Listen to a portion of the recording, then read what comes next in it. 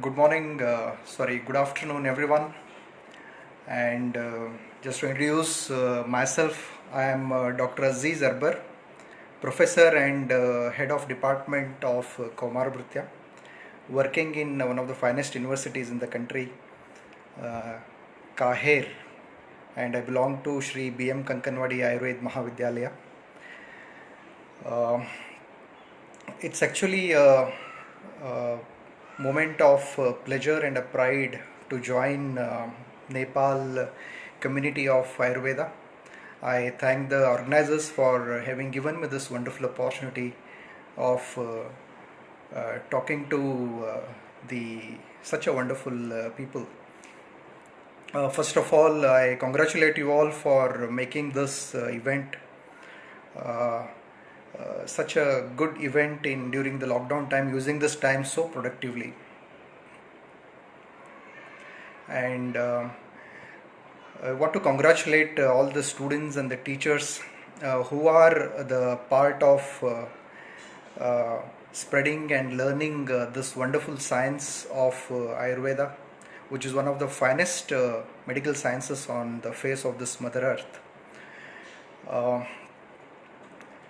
Today, we'll be talking about Panchakarma, the principles and practices of the same in children. What we'll be doing during this particular session is I'm sure I'm talking to the senior students of Ayurveda, and also there are few practitioners, maybe the teachers as well. I'll be assuming that I am talking to the people who community who already know the basics of Panchakarma. They know the indications, contraindications, definitions, different medications that are used. What should be the do's and don'ts that are to be done during Panchakarma. Let's assume that assuming that you all know the basics. I'll be touching only the core areas that require a pediatric touch, so that we'll not uh,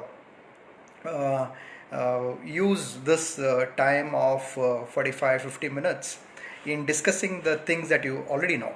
So we'll be talking about mainly those areas which I think, according to me, are important to be done or to be spoken about while practicing Kaumar Bhrutya Panchakarma. And at the outset, whatever I am sharing today is mostly out of experience. A few things that we have experimented over last 13 years, and there could be a little bit of deviation when you compare to what classics basically talk about. But it's very difficult to put on all the basic principles of Ayurveda across the pediatric Panchakarma. So here and there, few changes are made during the time. But before you make any changes, do consult your senior teachers who are into the practice before you make any thorough change. So that we are more across the practical aspects of practicing Panchakarma according to the localities where we stay and live. Um, Before we basically go into this topic, at the end of this particular session that has been given to me, I have few objectives. Number one objective is to discuss a little bit about principles of Panchakarma Chikitsa in children, and to know the limitations and the methods of overcoming such limitations in pediatric Panchakarma practice, and then practical approach to all the possible panchakarmas that can be done, and then few important modifications that are needed in a pediatric panchakarma practice, and then about the appropriate dosage and the calculation of the dose as per the requirement of the child. So at the end of the session we'll be able to look through all these and decide upon these points. Before I start upon, I just want to address one very important principle of Chikitsa, which has been quoted by Charaka Samhita in Chikitsa Sthana in 30th chapter. Why I am quoting this is just to know as to where do we basically deviate, because once we say Panchakarma in children, Most of the time, many questions that come, is it different to a child and adult? Are the dosage different? Are the SOPs different? And is it really indicated in children? Because most of the textbooks they mention Garbini Stri Vruddha are direct contraindications of Panchakarma. So basically, we need to make ourselves very sure that we are on the right classical path.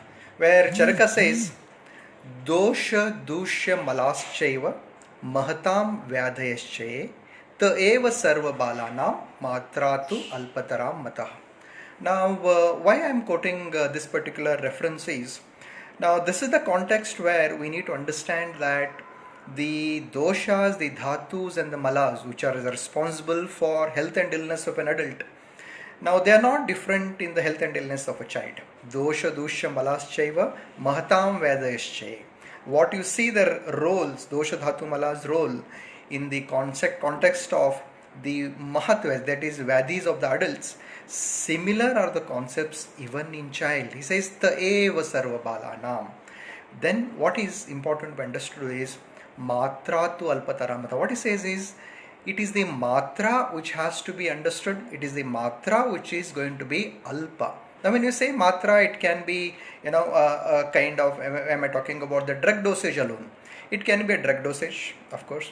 It can be the amount of the symptoms, the presentations that we see of the doshas in a child. In toto, what we have to understand is, it is the presentation, it is the dose which is lesser as compared to adult. But we need to understand this is the most important principle that helps us make the principle in the childhood as well. Further, he basically quotes an other important thing, that is Nivrittir Vamanadinam Mrudutvam Paratantratam Vak Cheshtayor Samartham Viksha Baleshu Shastravit. Now, what has to be understood in this particular context is, he says, Nivrittir Vamanadinam. Vamanadi, when we say, we mean the Vamanadi Shodhana Karmas, the Panchakarmas. As per Charaka, you know that the Panchakarmas, all of them are there except the Rakta Mokshana. So, Nivrittir Vamanadinam, in whom it is not given, in whom the Nivritti is done, it is Mrudutvam Paratantratam. That is, we categorize the entire childhood into two categories. Number one is, the Chakrapani commentary makes it very clear, wherein he says, children are Swatantra and Paratantra. Now, how do you decide who is Swatantra and who is Paratantra? He says, Vak Cheshtayor Samarthyam Viksha Baleshu Shastravit. What do you mean is, you look at the child's walk, whether he is able to talk, whether he is able to put forth his suffering, whether he is able to tell you the happening, the things that are that are going in him, whether he is able to express them. Vak Samarthya. Next one is Cheshta Samarthya. Whenever the physiological needs arise, whenever there is a requirement, is the child able to move from point to point? Any child who is able to do these two things, Vak Samarthya, Cheshta Samarthya, we call them as children as Swatantra. So he says, Nivrittir Vamanadina Mrudutvam Paratantratam. So once you understand the child is able to talk and express, once you know that the child is able to move from point to point, now this child is Swatantra. You can take up all the Panchakarmas in this particular child as mentioned in the classics, as per the requirement of the disease and the rogi, right? And then he says, there are, of course, he continues talking about the basic principles of what kind of medication should be given, what has to be avoided, what should be the kind of qualities that it should have.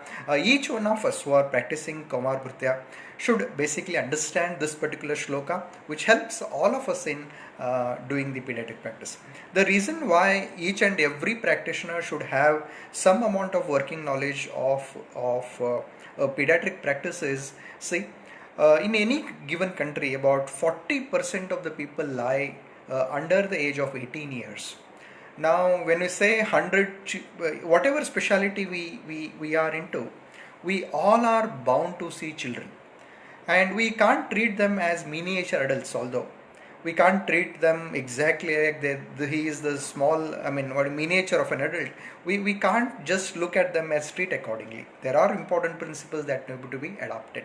So some working principle or some working knowledge of formulations, from few working knowledge of drug dosage, about the knowledge of the procedure is crucial for each and every practitioner who is into the medical fraternity.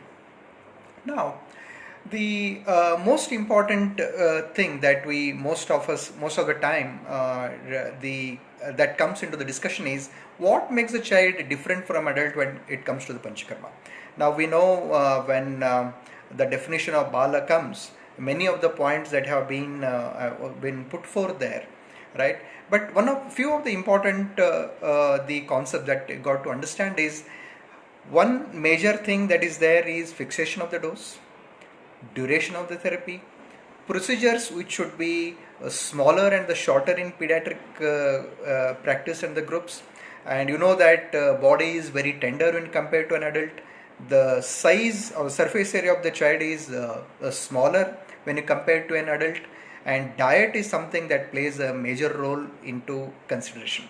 So when we start planning panchkarma to children, now all of these factors need to be specially thought on when we compare to an adult, right? And are the procedures that we do, I mean, in an adult and the children, are both of them the same? Now, if you look at by and large, yes, all the standard operative procedures that are followed in adult and that are followed in children, most of them are same, with here and there a little bit of deviation. So all of us who are practicing, we really don't have to panic whether there is a special method of doing a panchkarma to a child, whether there is something new that I have to do and invent and do it in a child. Absolutely not needed. Confidently, me and you can go ahead and practice panchkarma with the standard operative procedures that are told in the classics for adult. The similar principles can be used. Today in this particular session that has been given to me, we'll be talking about few important aspects that are needed for practicing panchkarma in children. See, uh, most of the time a child, when he walks into our clinics, we got to understand that once he walks in, the entire environment to him is new, and the only person he knows is the one whom he has come with. The doctor is new, and then the attenders who are there in the hospital, they are new. And in this scenario, consultation of a child in the OPD itself is sometimes challenging. Now imagine taking this child, putting him on a couch of panchkarma table and doing the procedures that we think are right. Now these are something that the child starts feeling quite insecure. Now, we in Ayurveda believe that the practice of Ayurveda is need to be kept holistic. We need to keep the mind and the body and all the other aspects in situ when we start practicing. Now, listen, when a child is brought on a table in an insecure environment that he feels to be, which of course we don't intend to keep one, the child either starts crying or the child starts rejecting. Now, what is the child trying to say is that he is not interested in the treatment. You know, he is telling us that his mind is not there in the treatment. Now, we have another option that 4 or 5 people of us on the couch and start doing the procedure that we think are right. But this particular treatment, which the child is not giving his mind to, is going to be a biggest challenge. This is not going to be a complete therapeutics.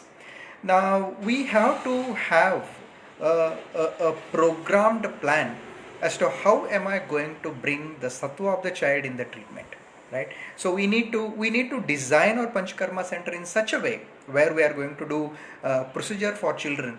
We need to make sure, we need to take care, we need to design things in such a way that the child starts feeling very good about undergoing the treatment. Just say, right now we have, like, if you want me to talk about the setup that we do practice in KLE Ayurveda. Now what we have basically done is we have kept the room nicely painted with pediatric theme in the mind. I'll just show you a picture. I hope I'll be able to show this to you in a proper way. I just put that in the slide. Now this is our pediatric Panchkarma unit. You can see the way we have put in. The moment child walks in, he start feeling that the therapy rooms are designed for him. He does not reject on the entry of the room. Right. So we need to take care that the Panchkarma units are well designed. We can use cartoons. We can use we have kept Chota Bheem as a theme because he is one of the most loved character by the children, and most of them they watch these cartoons, and these children would start accepting the therapies. And another important thing that we can do is we can keep the patient attender constantly there beside the child when the procedures are going. I'm sure this is one practice that most of them they do, but we have seen practices where since the child is crying, just to avoid the view of this by the parents, most of the doctors they avoid the entry of the parents into the therapy room, and we literally force the therapies on the child.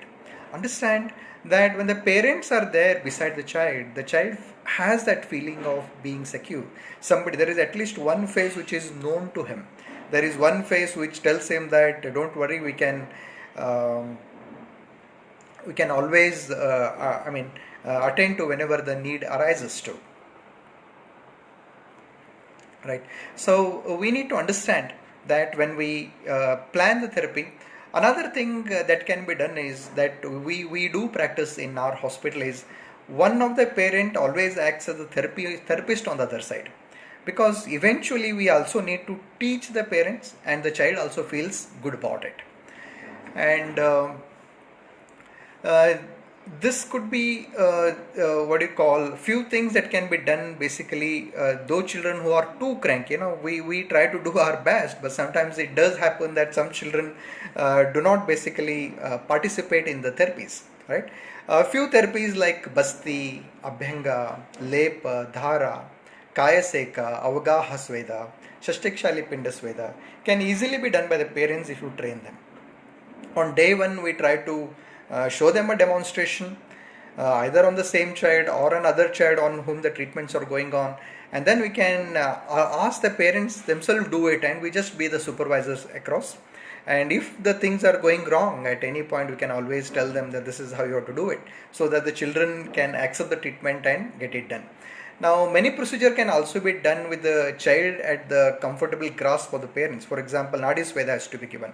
We can put the child on the chest, or you can, if you want to do an Abhyanga, you can always put it on the lap of the mother, and you can start doing certain procedures on the child. I'll show you a few procedures where the therapies are being done by the parents themselves, right? So these are few of the things that can be adopted in the clinics. And then Kashyapa himself tells about administration of Khanda Sharkara into the mouth of the child when Svedana is being done. Now, of course, we can replace them with the chocolates. We can keep few toys hanging around your Panchkarma room. We can have some screens on which you can play videos of the cartoons, or you can have certain things that the parents can bring in a pen drive that the child likes watching the most, which can keep the child engaged, instead of rejecting the therapies across. Kids like and love soothing and a friendly environment.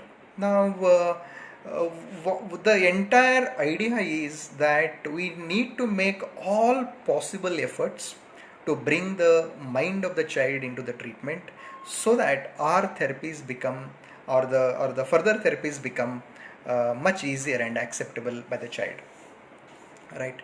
And we need to understand what we do in our hospital is, in the first 2 to 3 days, let's assume some course of 3 days, we don't go for core therapies at all during the first 3 days. The child walks in, we do a small amount of Udvartan, we give him some shorter medication, we do some lepas, we put the child with Agni Deepan, but the child is taken to the therapy room. Now during this course, what happens is in the 2 to 3 days, the child starts getting acquainted. Faces start becoming familiar. Now in this particular way, we can build a good rapport with the child, and we can start the treatment the way we think, or whatever the thing that we have in the mind, right? Now, when we look into the Purva Karmas of Panchkarma, now it's basically Ampachan, Snehan, and Svedam. We need to deviate a little bit in pediatric Panchkarma in this particular context. Of course, Amapachana is done. Now, Amapachana, like in adult, giving the Pachaka Dravyas can be done, but to the children who accept the therapies, you can straight away go ahead with the appropriate dosage, and you can go ahead. But few of the simpler forms of Amapachana is, number one, keep giving the child frequent sips of warm water. You can always give him a diet which is lighter than what he has been taking, and then you can always have cut smaller pieces of ginger and add it in all the foods that the child takes during the time of the stay in the hospital or at home. And then Shunti Jala is another option wherein which the children accept it readily. And of course, the other forms like Trikatu, all of them can be used in the child based on the acceptance. But what I narrated just now, the warm water, the light diet, the ginger in the food, now the Shunti Jala, these are a few of the things that can be practiced very easily until complete ama is digested. The second most important aspect of doing Panchakarma Chikitsa in children is about doing Krimi Chikitsa. Is it necessary to be done? Yes. Now, when it comes to childhood period, you know that children are exposed to many of the environment. Just say if children touch the toys, they put them in the mouth. Children touch the soil, they put that in the mouth. Very frequently we have, parents have a very poor control on what has to be given to the child and what the child takes inside the mouth. So it's actually necessary, and that particular period is Kafaja period where the chances of Krimi is very, very high. So it's important that Krimi Chikitsa is done. How do you do Krimi Chikitsa? You can do the Krimi Chikitsa in the way that you think are acceptable. Just say we can give Vidangarist, we can give Kriminashak Kasha, you can use Nimba Churna, you can use Kampilaka Churna.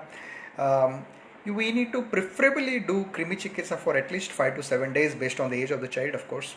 But it's ideal that the child undergoes Krimi Chikitsa before we go across with the treatment. Next most important thing that has to be included according to me in Panchakarma treatment of the children is doing a little bit about Rukshan. We understand this that children are having kapha dominance, and the major part of pediatric practice, especially in Panchakarma units, is where we handle children with developmental disabilities, we handle children with skin diseases, we handle children with respiratory problems. Now all these group of children are dominantly showing the sign of kapha. And kapha, as you know, when it is there on the higher side, now it requires some. It is bound to do sroto. It does the srota avrodha, and it's important to remove the avrodha before we start doing Panchakarma. Few very simple practices that can be done to do the Rukshana is where we can do Udvartan, we can do Udgharshan, we can do Utsadan. We can give Kashaya Pana, we can do Ushna Jala Pana. Now, all these simple practices which can bring about some Rukshana with a goal that the Srotas Shodhana is done. Now, with the three principles, that we adopted. Number one, we did Amapachana, we did Krimi Chikitsa, and now we did Rukshana Chikitsa. These three basic things basically prepares the body to accept the further treatments that we do. And the last and the most important thing that is ideal to be done if you are not taking the child for Virechana, you need to do Ama Nirharana. Now, most of the times it is Vata which is dominant in the children with many issues, but it is always associated with kapha. We treated kapha, but we also need to know that vatanulomana has to be done. Whatever the ama which is accumulated in the koshtha, that amount of koshtha shodhana has to be, not as a proper shodhana that you do, but some amount of koshtha shodhana, maybe using castor oil, maybe you can use proper gandharvasa tela mixed with guda and dugdha. You give them, and one or two or three amount of vegas when they happen, it assures that there is no accumulated ama in the koshtha. Now when you do these four procedures, these are the four procedures that make it sure that the further therapies that you are going to do in the child is actually in a position, the therapeutics that are being involved in the treatment. Now, what we'll be doing in the further few the minutes that we have is, we'll touch upon some key areas how we can modify. One of the biggest challenge that we have in Pura Karma, the core Pura Karma, is when we are doing Snehana. And Snehana, it is Abhyantara Sneha, Bahya Sneha. But Bahya Sneha is not a problem at all, because the moment the child is born, the practice of Bahya Sneha comes in. Shiropichu, we give Abhyanga, and then Ashtanga Sangra, he also mentions about doing Taila Sechana over the body. We know that we apply Taila. Of Snehapana has been, especially the Bahya Sneha, has no issue with anybody. And the problem that comes in Snehapana is about usage of Snehapana, that is Abhyantara Sneha. I mean the Snehapana, when giving, administering the Sneha inside. See, usually if you look into the pediatric age group, looking into the classical principle, you know that the child is having the dominance of kapha. So most of the times it is Sadhya Sneha which is enough to be done. But there are conditions that demand giving Sneha in much more higher quantity on much more number of days, again depending on the age of the child. Now what we do here is, it is the first Snehapana which is the most important one. Now during the first Sneha, if the child develops aversion, the next day's Sneha, even the sight and the smell will evoke rejection by the child's mind. It won't accept the therapy that readily. So we got to take care that the first experience should be something that has to be pleasant to the child. Now you can see here in this particular picture that I'm going to show you now, where we can see the child's eyes are closed. One thing, the child is not seeing what he is taking in. And number two, we can have a mask that covers only the nose of the child, which is either you put a perfume on it, or you can have few roses which have a natural fragrance, so that the child, the odd smell of the Sneha goes off. Now the next important thing is the tongue. The next important sense organ which is going to be major problem is tongue. Now to bypass tongue is really difficult, but few of the practices that can be done, that even we have tried in our hospital successfully, is applying little bit of xylocaine to the mouth, and then the child is given water to gargle, and then it is split out. Now this will give enough anesthesia to the child's mouth for next 5-6 minutes, and during that time Sneha can pass. Got to just take care that the child is not swallowing the lignocaine. Of course, even if it swallows, there are no major issues, but it is ideal that it doesn't swallow it. So it should be, quantity should be such that once he gargles it, he throws it out. Okay. And then once the Snehana is done, as per your requirement, of course, Uttarottara Sneha, whether you are using Arohana Krama Sneha, whether you are using the same set of Sneha to the number of days, it all based on the practice and the modality that you choose. There is nothing wrong in any of the practices that you do. If you want to think that you want to give 30, 60, 90, 90, or however the modality of the treatment that you learn, that's really fine, as long as the child is accepting it.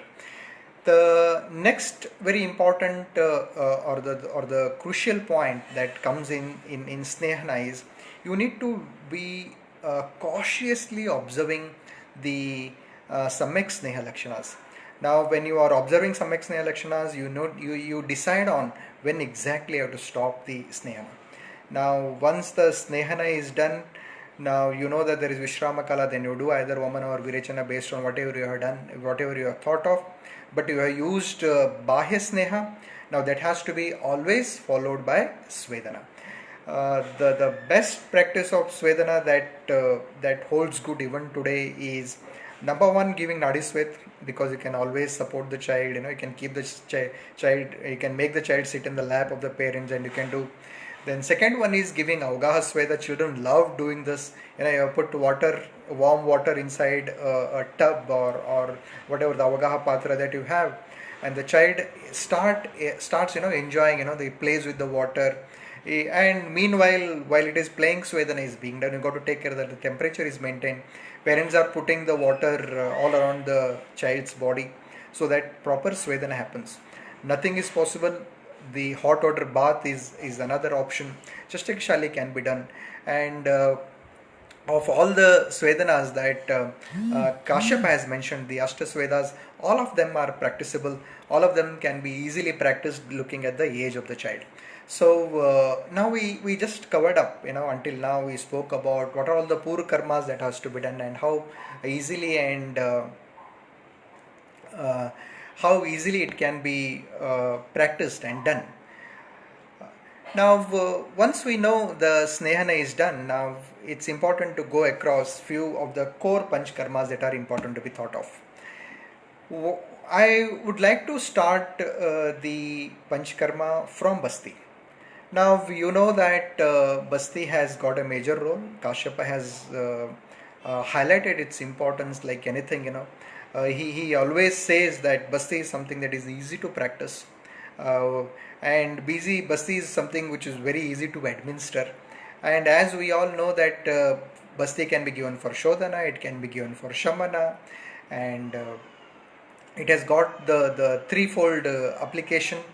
And that is the reason why for Brahmana or Sneha, the Shamana or Shodhana, Basti alone can be used as a major therapeutic principle. Now what we do here is, number one, there are two challenges that comes in administration of Basti. Number one is the Basti Netra. One very simple replacement of Basti Netra is using the syringe. And you have syringe of all the 2 ml till up to 50 ml, you can have the syringe variations. But as you all know, the basic challenge of administration of Bastis is only in the initial period, where the 2 ml syringe or a 5 ml syringe or a 10 ml syringe or a 20 ml syringe are basically enough. And rubber catheters are good enough. What you need to do is you just need to cut it half and fix it on the syringe tip, which fits exactly, and you can administer. And many a times a question always pops in as to what should be the size of the catheter. We always keep discussing this in our department also. Please understand this, that the child's anal opening can accommodate up to 14 number. And practice, we usually have the rubber catheter that do not go to that number of size. So if you have a good amount of patience, and if you are using a lot of your mind in inserting the catheter, where before you start inserting the catheter, we just need to give few stimulations so the child adopts to the sensation of the touch at the anus. Otherwise the anus starts getting constricted, it starts contracting the anal sphincter. So we just apply the tip of the rubber catheter some 5 to 6 times so that it gets used to it, and then hold it across the tip. Once it opens, slowly we start inserting into the catheter, inserting into the anus, and we go about 2 to 4 centimeter based on the age of the child, and then slowly administer the medicine, whether you are using Kashaya Basti or whether you are using Niroha Basti. Both of the time principle is same. Only thing that changes is as a syringe or a can. Now, next very important aspect that I want to discuss a little bit in a detailed way about Basti is about fixation of the dose. Of course, there are a lot of references that come across. If you refer Charaka, you refer many other textbook that gives us different dosage forms. But one of the most dominantly and easily practiced the dose program that we can follow is, now we know that it is 50 ml per year is the dose, one pala per year is the dose of Niroha Basti. That is, if the child is 1 year, we give 50 ml, 2 year we give, of course it is 48 point something, but let's consider it as 50 ml. 2 ml, 2 year 100 ml, and that's how it goes on. 3 year 150 ml, that's how it goes across up to 12 years. So we go on increasing 50 ml every year. So this dose is the dose of Niroha Basti. 1/4 of this is the dose of Anuvasana Basti.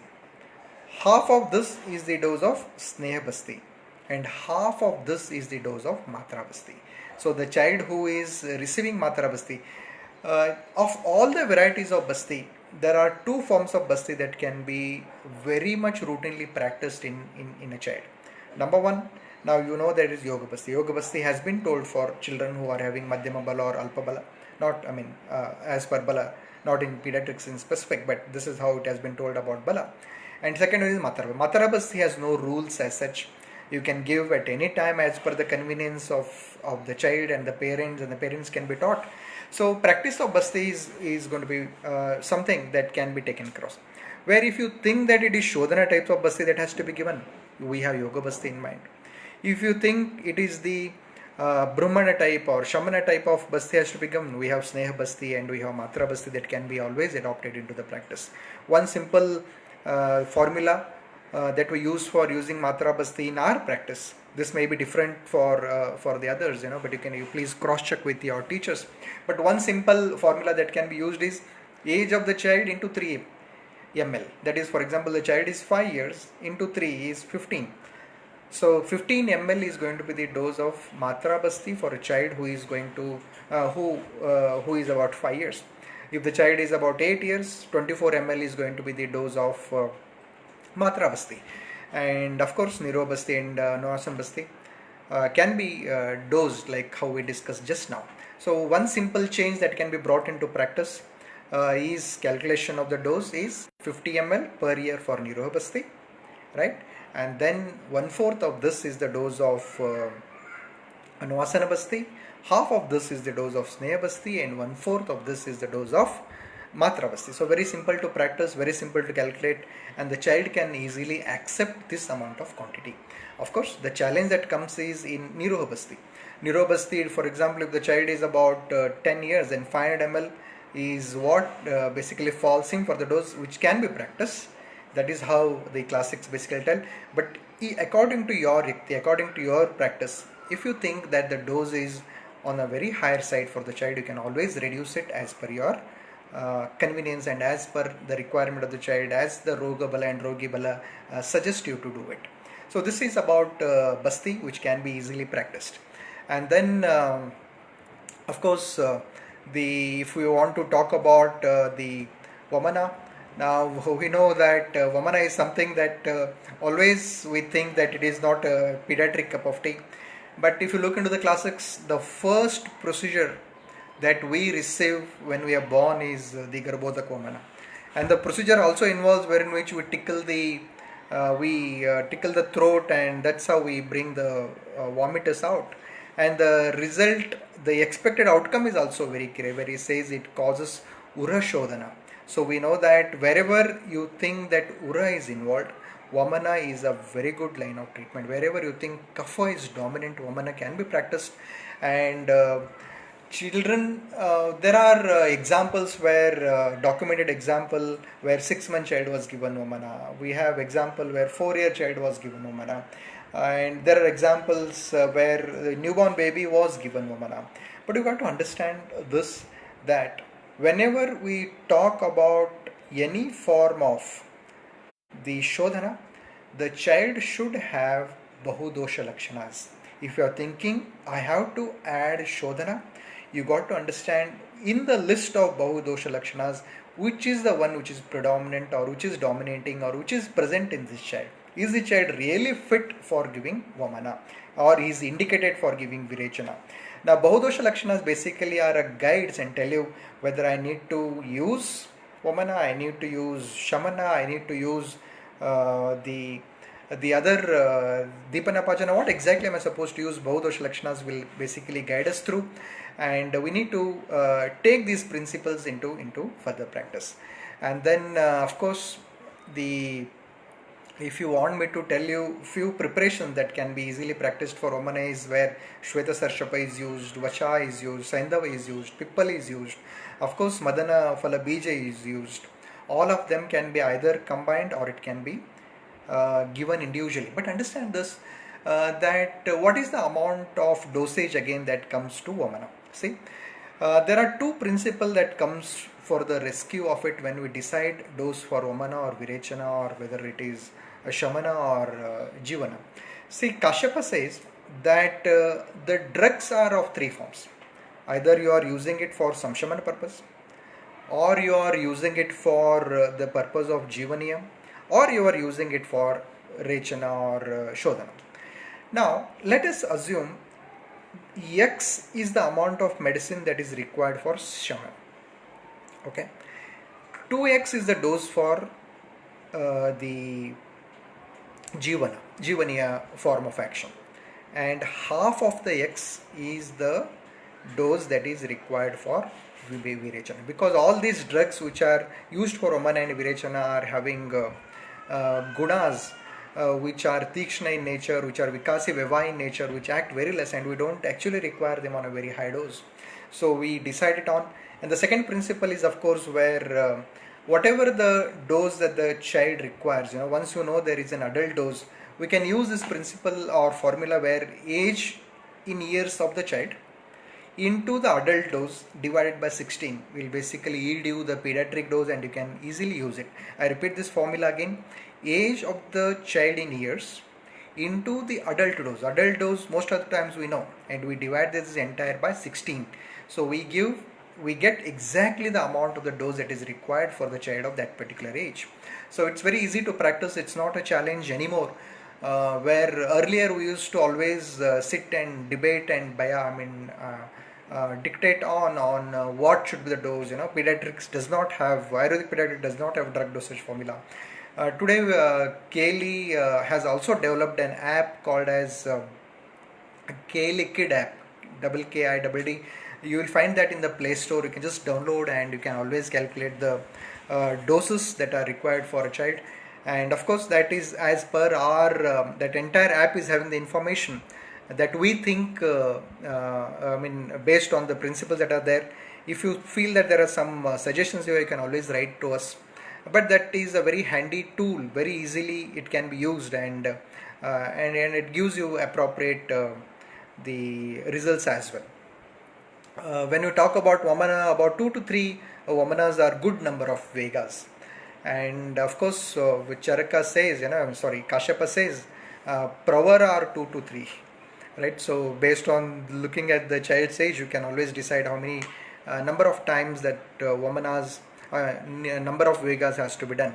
And similarly, we have Virechana, of course, by doing all Purva Karma and Pradhana Karma, Purva Karma, we decide doing Virechana. Virechana is the most simplest procedure that you can do in pediatric practice in all the Panchakarmas after Basti, of course. And you know that Basti is, of course, alternate to Virechana. If you think that I am unable to do, I wanted to do Virechana, but I am unable to do Virechana, go ahead with the Basti, because that is a better alternative that has been told for Virechana. Again, dose we discussed similar way. You can always use, you can use all the medicines that are told for an adult Virechana here, but only thing we need to take care of the dose, and dose we just discussed on how to calculate them. Now, once Vamana and Virechana are done, Vamana and Virechana basically call for further Samsarjana Krama. Based on the Shuddhi, you decide. But of course, we do not do very strict Samsarjana Krama to the child like how we do in adult. We try to come to normal food as early as possible. If it is in a period of 2 to 3 days, we try to bring the child to the normal food. And Vishrama Kala, again, we either go on the second day or on the third day based on again the age of the child and looking at the requirement. that is done after Snehapana. And these two are the small changes that can be taken into consideration by your own practice. Between 2 to 3 days, you can always decide and do either Vamana or Virechana. And next most important thing that we have is about Nasya. And there is a direct contraindication by majority of the authors who says that Nasya should not be done except Kashyapa. Kashyapa says Nasya can be done at a very early period in life. And he also explains how much what is the procedure, where he says that the child has to be put into the lap of the mother, and then there you administer Nasya Dravya. Of course, the administration of Marsha Nasya is a little bit difficult because the child cannot split out, and doshas, if we start taking in, we need to again do Kosta Shodhana at the end. But Pratimarsha Nasya can be easily practiced in children. Following all the again Purva Karma, Pradhana Karma, all that has to be done. Another important thing that children basically is once you do these therapies, which we usually do somewhere between 7 a.m. to 12 p.m. Most of the therapies are done. And by the time we do these therapy, children, they start feeling dozy. And as you know, Divaswapna is one important contraindication during Panchakarma. Now it can't be completely taken off for a child. Now what we do is we see that there is enough amount of gap between procedures and the doze off of the child. If the child is taking a little bit of some amount of nap by routine practice, it has to be allowed to a certain extent, but it is not that the child goes to sleep completely for a long duration, and the child that causes the vitiation of the further doshas again. So these are a few of the important things that are there regarding Panchakarma, and few questions are popping up. I will take these questions one by one.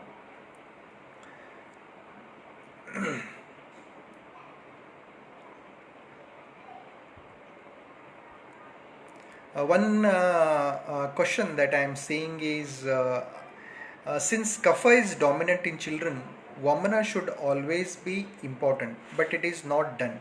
What can be a substitute? Of course, we just discussed just now. Kashyapa, he says that when the child has Vamana Vegas, he says that it should not be hindered. He says when the child has Vamana, which is by nature to his age because of Kapha, by Utklesha it is naturally coming out. Kashyapa says that is an indicator that the child is actually growing normally. It is actually not into practice like how in adults it is done, but there is absolutely no contraindication to do Vamana. Vamana can be done.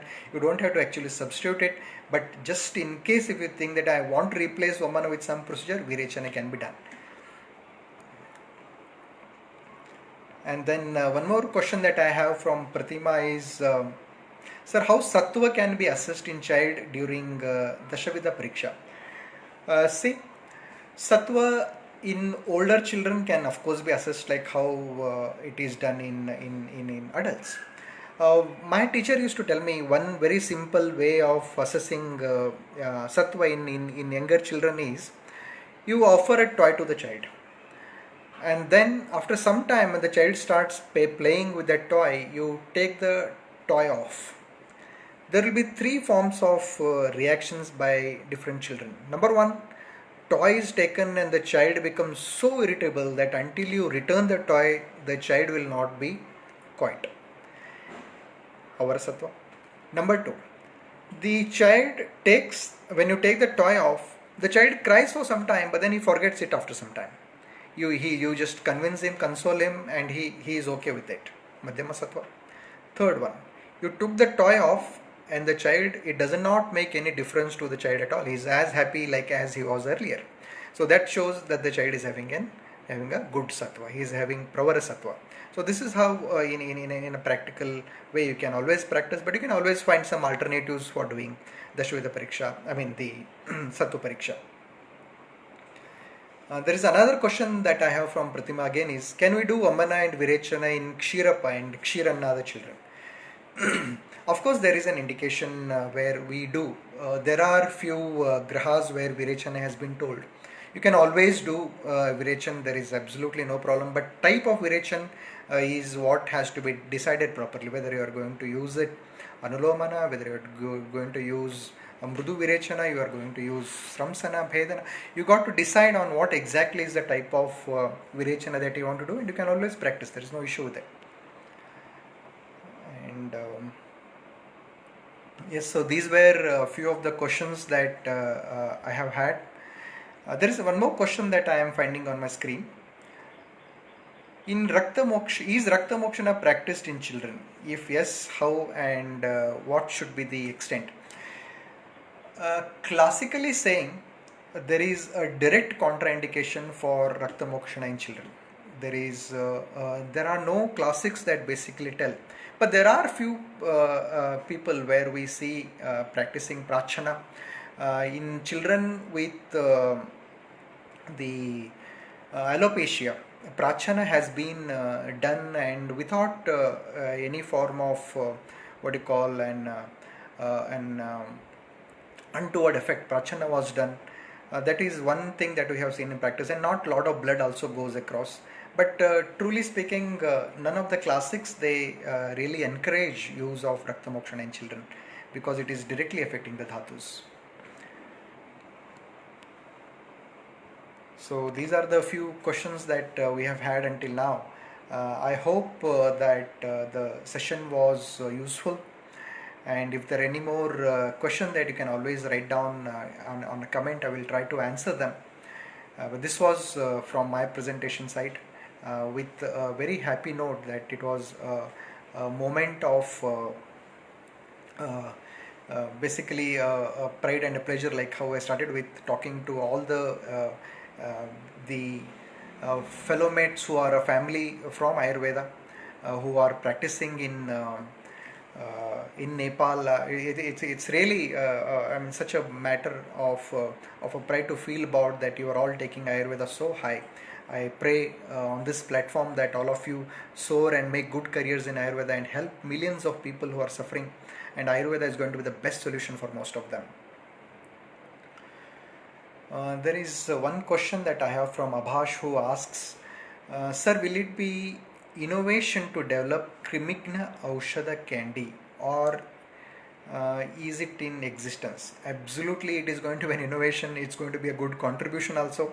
Rather, one of the principles of Krimi Chikitsa talks about it, wherein which you coat the actual medicine, whatever you want to use as Krimigna, by either Guda or some sweet layer, and that you give to the child. And the Krimis, when they try to eat it, they finally get a Krimigna, and they what do you call the Krimigna effect is noted. So that's going to be one of the very important contribution that will give to field of Komarbhutya. I have one more question from Pratima. Is Daiva Vyapashray Chikitsa practiced in children? Of course, whether it is told, untold, a lot of time the Vyapashray Chikitsa is done. We have seen children, especially the newborn babies, who come with the Manibandha of Vacha, and we have many parents who come with the Mala of Lashuna. We have fumigations that are being done in our own hospital. We do a lot of fumigation to ward off Graha and Krimi. Of course, Daiva Vyapashray can never be out of role because we believe in a holistic treatment. That is one of the concepts that need to be addressed. I am seeing one more question. Sorry. What are your experiences in using Balachaturabhadra Churna as suspension or tablet or Churna? Which one of them is best? Churna is of course the best one, but syrup, see, one of the thing that I have that need to be addressed is, we in Ayurveda, we talk about the karma of drug based on the rasa of the Aushadhi. When you try to compromise the rasa of the Aushadhi, the mode of the action is not as expected as we expect it to be. The moment you change the rasa, for example, Bala Chaturubhadra Churna, I was supposed to give it in the form of churna. Now I converted that into the form of syrup and actually made it more sweeter, which was not the basic nature of it. The expected outcome will not be that good. So it is ideal to use the medicines in the form that the classics basically indicate to you. And Kashyapa has made it very clear. You can use honey or ghee, immaterial of what doshas are. As in case if you want a sweetener, honey is the best one. I have one more question from Swikriti. Can we use kapur and cow ghee local application on chest to bring out sputum of the child? Of course, you can use. It can be done. Another thing that you can add is you can use betel leaf and you can oleate. You can use the Brihat Saindava Tela, or you can use the simple coconut oil, mix it with Saindava and apply it on the chest and give the fermentation with betel leaf. That is another thing that it brings in a good amount of liquefaction of kapha and it brings it out. I have another question. I addressed this churna, right?